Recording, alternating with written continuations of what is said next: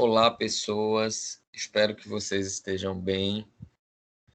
Daremos continuidade às aulas remotas de biologia da Escola Estadual Ruth Pacheco para as turmas de primeiro ano do matutino, primeiro ano A, primeiro ano B e primeiro ano C, trabalhando o conteúdo núcleo celular. Nós já trabalhamos, já estudamos a membrana plasmática, as organelas citoplasmáticas e hoje nós vamos ver o núcleo. A aula vai ser um pouco curta, vai ser mais curta, melhor dizendo, porque nós aprofundamos em sala de aula a discussão, para não ficar também muito sobrecarregado. Então, de forma assim bem geral, a gente já viu que o núcleo celular é um componente da célula eucariótica, e aí a gente sabe então que ele está presente tanto na célula animal quanto na célula vegetal. É um componente que guarda o material genético dos organismos que o possuem. Então, o núcleo celular encontra-se presente em células eucarióticas, armazenando, guardando, protegendo o material genético, que é o DNA. Então, se a gente observa uma célula eucariótica, como essa que está na imagem, nós observamos as principais divisões de uma célula eucariótica. Então, observem que há uma película que envolve a célula, nós já vimos que essa película a gente chama de membrana plasmática, ela delimita os conteúdos, conteúdo interno do externo, possibilitando aí, entretanto, a troca de substâncias entre o meio interno e o meio externo. O citoplasma seria essa região interna da célula onde estão contidos os componentes que nós chamamos de organelas. Então, é onde a região citoplasmática ou citoplasma é a região onde as organelas se encontram. Já vimos alguns exemplos, então aqui vocês observam os tipos de organelas, a gente já trabalhou, retículo endoplasmático, mitocôndrias, complexo de Golgi, lisossomos e por aí vai. E aí hoje a gente vai ver que nas células eucarióticas, além das organelas, se apresenta uma região também de membrana, no sentido de que é uma região delimitada por membranas, que apresenta no seu interior o DNA. E essa região é o núcleo. Então, observem que o núcleo é uma região específica da célula eucariótica. E aí, no núcleo, nós vamos observar componentes específicos, Eu gosto de brincar, porque uma analogia não é uma homologia, é a título mesmo da gente compreender melhor, é como se eu tivesse uma célula dentro da célula, no sentido de que eu tenho no núcleo uma membrana que também separa o conteúdo interno do núcleo do citoplasma da célula. Tenho essa região interna do núcleo, que é onde contém os filamentos de material genético, de DNA, só que esses filamentos vão se encontrar sob a forma de cromatina. Então, assim, eu vou explicar melhor o que é a cromatina, mas os filamentos de DNA encontram-se dentro dessa região interna do núcleo. Observem que o núcleo, por apresentar essa membrana que delimita o que está dentro dele do que está no citoplasma, tem a possibilidade também de realizar transportes, né? Transportes, substâncias precisam entrar, substâncias precisam sair, né? Nos processos aí de transcrição e tradução, por exemplo,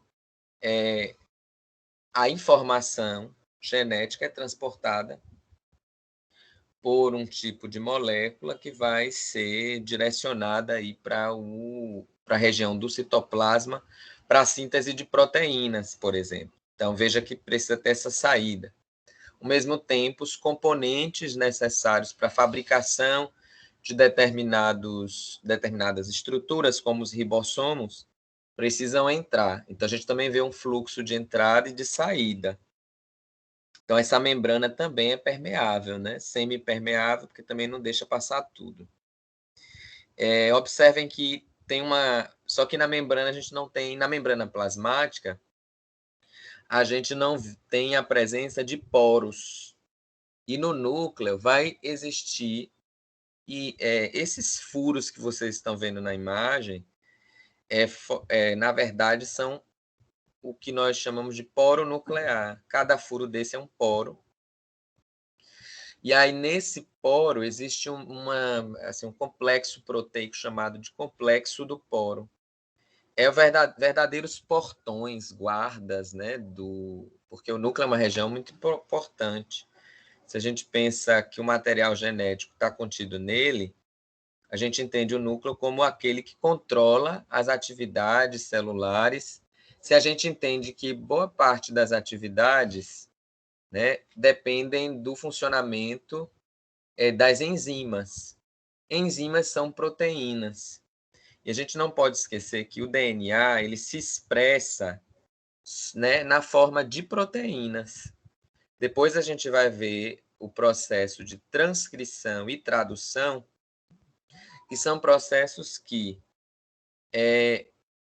são processos onde o DNA vai ser lido e vai conduzir ou induzir, né, vai gerir a produção de proteínas. Então, se a gente pensa o DNA como uma receita, né, é a proteína que vai ser produzida a partir dessa receita. Então, vejam bem,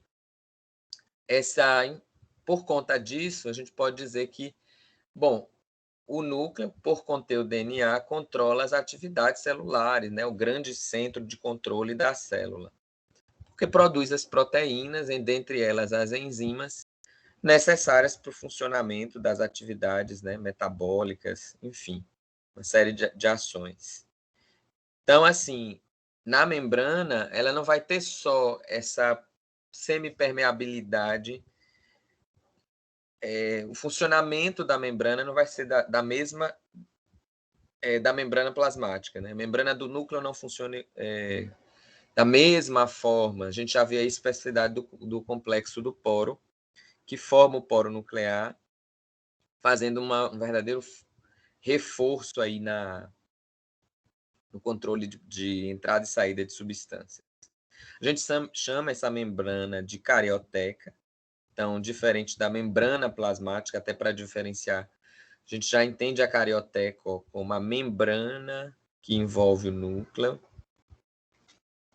E aí a gente vê essa carioteca tem a presença dos poros nucleares e dentro do núcleo, então, a gente tem uma região interna que, lembra que eu falei que essa região não é uma região vazia, ela apresenta aí, como é que eu posso chamar? A gente pode pensar, a gente pode pensar que é um núcleo banhado por algum líquido, né? É uma região que tem banhada por algum núcleo. Daí ter sempre esse termo plasma. Então, a gente falou de citoplasma, né? Porque é o interior da célula que está banhada aí, tá presente uma espécie de líquido. No núcleo, a gente vai ter o nucleoplasma, né? É a parte interna do núcleo, onde se encontram vários filamentos. Vocês podem observar aí como se fossem cordões, né? Vários feixes filamentosos, vários filamentos de DNA, que eu vou chamar de cromatina, porque o DNA aí ele está organizado sobre a forma de cromatina. Ele se organiza assim de que forma? Se associando a proteínas histonas. Tipo de proteína onde ele começa a fazer uma espécie de enrolamento, ele começa a fazer uma espécie de torção sobre si, né? Utilizando a proteína, como se estivesse dando voltas, né? Formando colares, enovelando. Parece que um barbante vai se novelando, né? Até sobre si mesmo, fazendo o barbante tem um certo comprimento, né? À medida que ele vai sendo enovelado, ele reduz o tamanho e fica mais compacto. Mas os fios estão todos ali. A gente vai ver que a cromatina vai se compactar ainda mais no processo de divisão, formando os cromossomos. E aí, além disso, a gente também tem a região do nucleolo. Essa região é a região onde vai, vamos dizer assim, fazer a produção dos ribossomos. É uma massa densa, arredondada, porém sem membrana. E aí, o que é que vai ter nesse nucleolo? Partes, né, de diferentes cromossomos que vão se agrupar e produzir um tipo de RNA específico. Então, aí vai ser o local da produção do RNA ribossômico. E aí, o conjunto que forma essa parte do núcleo são proteínas, né? De RNA ribossômico e os ribossomos em amadurecimento. Então, nós temos aí uma região para a produção de ribossomo, onde eu vou ter proteínas, RNA ribossômico e ribossomos em amadurecimento. Amadurecidos, eles vão migrar através dos poros para o citossol. Então, veja, é formado, os ribossomos são formados a partir do núcleo e vão sendo enviados para o citoplasma logo em seguida, passando pelo poro nuclear. Então, observem que a gente vê passagem, né, transporte, pela carioteca, utilizando mais especificamente os poros. Deixa eu interromper o compartilhamento, porque travou, mas vamos lá. Aqui eu trago só mais algumas imagens para ver as mesmas estruturas. Então, observem. Carioteca, com os poros nucleares, né? Carioteca, né? É a dupla membrana que envolve o núcleo e separa o conteúdo interno do núcleo do citoplasma. Possui poros que facilitam a entrada e a saída de algumas substâncias importantes. O nucleolo, que é uma massa densa dentro do núcleo responsável pela produção de ribossomos. A cromatina, que são os feixes de DNA que estão dentro do núcleo, né? Tanto esse nucleolo quanto os feixes de cromatina, de DNA na forma de cromatina, estão no nucleoplasma. Aqui também está bem mais visível, então, envelope nuclear, eucarioteca, com os poros, observem. Função, passagem e saída de substâncias de dentro do núcleo para fora dele, de fora para dentro.